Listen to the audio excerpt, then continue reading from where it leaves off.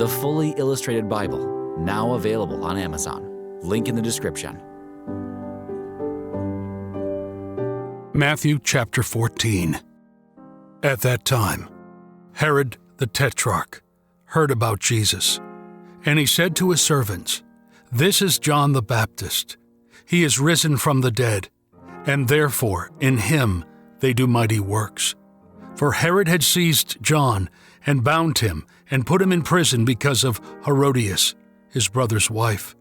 For John had said to him, "It is not lawful for you to have her." And when he was thinking of putting him to death, he feared the people, because they regarded him as a prophet. But on Herod's birthday, the daughter of Herodias danced before them, and Herod was pleased. Then he swore to her that he would give her whatever she asked of him. But she, having heard it beforehand from her mother, said, "Give me here on a platter the head of John the Baptist." And the king was grieved. Nevertheless, because of his oath, and because of them that sat at dinner with him, he commanded it to be given. And he sent and beheaded John in the prison. And his head was brought on a platter, and given to the girl, and she brought it to her mother.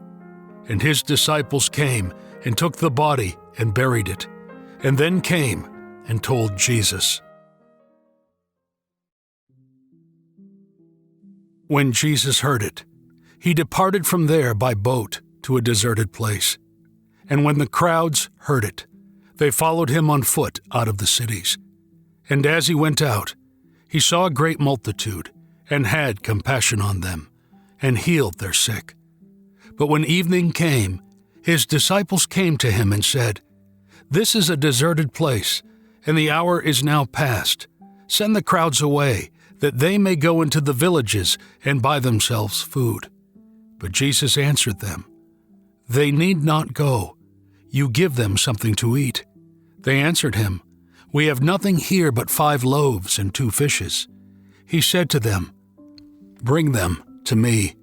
And when he had commanded the people to sit down on the grass, he took the 5 loaves and the 2 fishes, and looking up to heaven, he blessed the loaves, and broke them, and gave to his disciples, and the disciples to the people.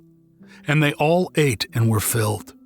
And they gathered up of the fragments that remained over, 12 baskets full. And the number of those who ate was 5,000 men, besides women and children.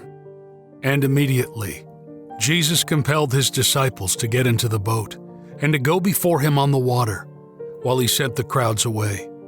And when he had sent the people away, he went up into a mountain by himself to pray. And when evening came, he was there alone. But the boat was tossed about in the middle of the sea by the waves, because the wind was contrary. And in the 4th watch of the night, he came to them across the sea.